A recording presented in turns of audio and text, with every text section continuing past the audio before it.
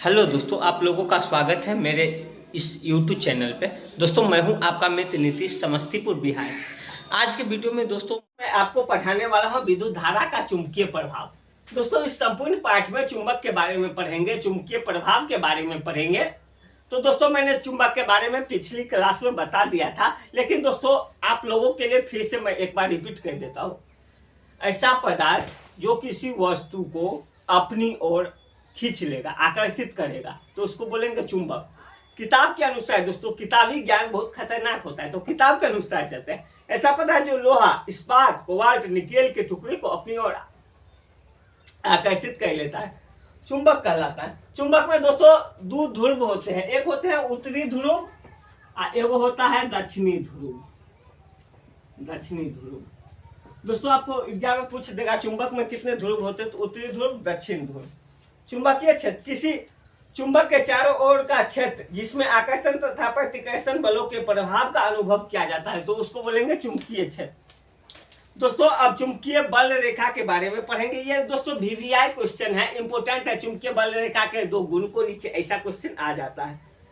तो दोस्तों चुंबकीय बल रेखा चुंबकीय क्षेत्र में स्थित ऐसा वक्र होता है जो चुंबकीय क्षेत्र की दिशा को प्रदर्शित करता है। ये दोस्तों चुंबकीय क्षेत्र रेखाएं दिशा को प्रदर्शित करेगा। चुंबकीय बल रेखाएं के गुण भी बहुत सारे होते हैं।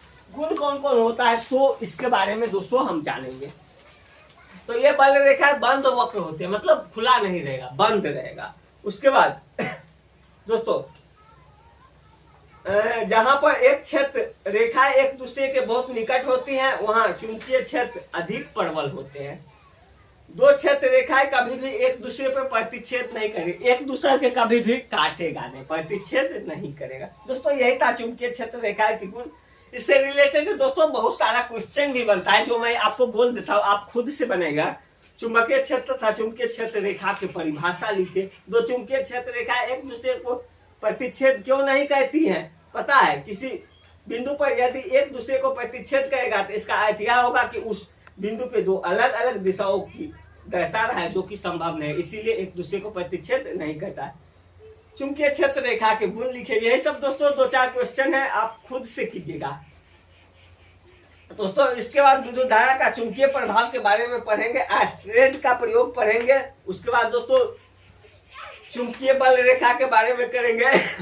उसके बाद दक्षिण हस्त नियम पढ़ेंगे। उसके बाद दोस्तों और क्या क्या पढ़ेंगे इसको देख लें। विद्युत चुंबक पढ़ेंगे। उसके बाद विद्युत चुंबक का यूज।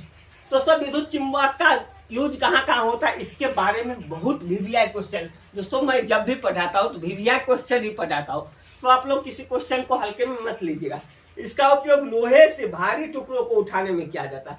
लोहा से भारी वस्तु को उठाने में चुंबक का प्रयोग किया जाता है। उसके बाद दोस्तों इसीलिए प्राय क्रेन में इसका, क्रेन जो होगा बड़ा बड़ा, उसमें इसका यूज होता है।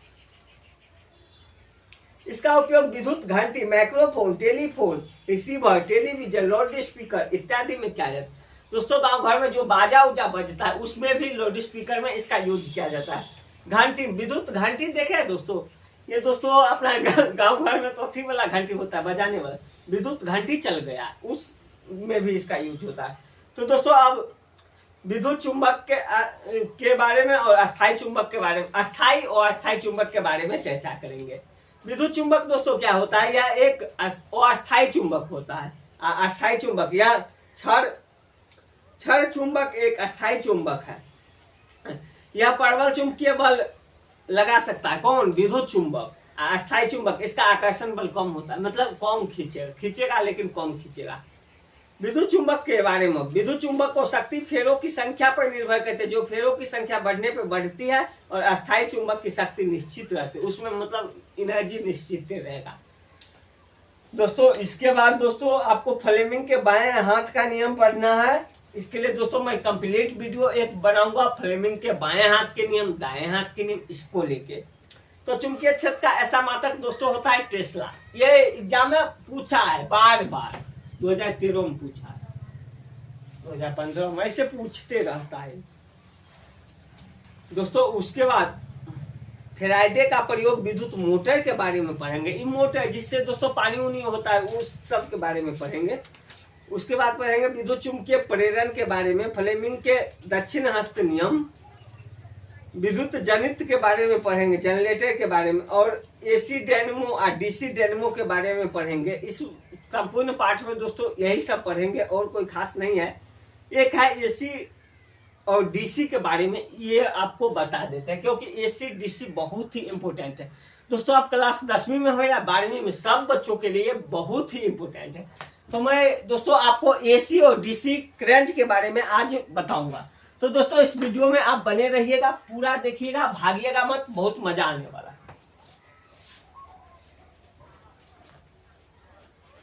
दोस्तों एसी क्या होता है? भारत में घरेलू उपयोग के लिए प्रत्यावर्ती धारा आवृत्ति 50 हर्ट्ज होता है। तो दोस्तों इसका मतलब क्या होता है? इसका अर्थ है एसी 1 सेकेंड में 50 बार चक्कर पूरा करता है। क्या बार? 50 बार। प्रत्यावर्ती धारा को कहते हैं एसी। क्या कहते हैं? प्रत्यावर्ती धारा को एसी। अदिश धारा को कहते हैं डीसी।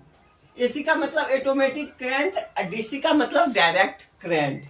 इस धारा का मान एवं दिशा समय के साथ बदलता है। इसमें दोस्तों समय के साथ, टाइम के साथ चेंज होगा, टाइम के साथ चेंज होगा, CHANGE चेंज होगा। इसमें दोस्तों केवल मान बदलता है, केवल मान बदलता है।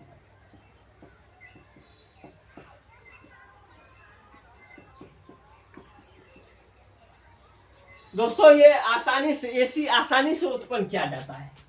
ये आसानी से उत्पन्न किया जाता है, आसानी से उत्पन्न किया जाता है।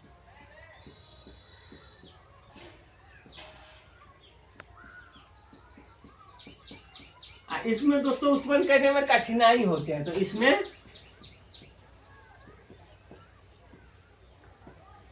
कठिनाई होती है। दोस्तों इसे आसानी से डीसी, एसी को डीसी में बदल सकते हैं, बट डीसी को एसी में नहीं बदल सकते। It is not possible. यह अपेक्षाकृत घातक होता है। दोस्तों ये जो ऑटोमेटिक करंट आएगा, ये दोस्तों छुइएगा करंट उरेंट मार देगा, मरोड़ चाहिएगा, कभी भी दोस्तों मत छुइएगा। ये बिजली वाला हुआ एसी और बैटरी वाला हुआ डीसी। तो दोस्तों एसी और डीसी दोनों का काम अलग अलग है। दोस्तों ये जो होता है एसी दोस्तों हाई वोल्टेज, इसको एक जगह से दूसरे जगह आसानी से ले जा सकते हैं, लेकिन डीसी को यहाँ से नेपाल चाहेंगे ले जा सकते हैं, कभी नहीं। तो एसी डीसी में यही फर्क है दोस्तों। ये घातक होता है एसी और डीसी घातक नहीं होता है। यह चालक की सतह पर प्रवाहित होता है, यह चालक के अंदर प्रवाहित होता है। प्रत्यावर्ती धारा का लाभ क्या है दोस्तों? तो इसको एसी से डीसी में बदला जा सकता है। इसको एक स्थान से दूसरे स्थान तक आसानी से ले जाया जा सकता है। दोस्तों इस संपूर्ण पाठ में इतना ही पढ़ना है और कोई एक्स्ट्रा नहीं पढ़ना है। तो दोस्तों आशा करते हैं कि ये वीडियो आपके लिए बहुत ही इम्पोर्टेंट हुआ होगा। इस वीडियो से दोस्तों आप क्या सीखे? अगर दोस्तों आपका कुछ सजेशन होगा तो वो भी मुझे आप कमेंट करके बता सकते हैं। उसका भी निदान मैं बहुत जल्द निकालने की कोशिश करूंगा। दोस्तों फिर मिलते हैं किसी नेक्स्ट वीडियो में, तब तक के लिए विदा लेते हैं, बाय बाय।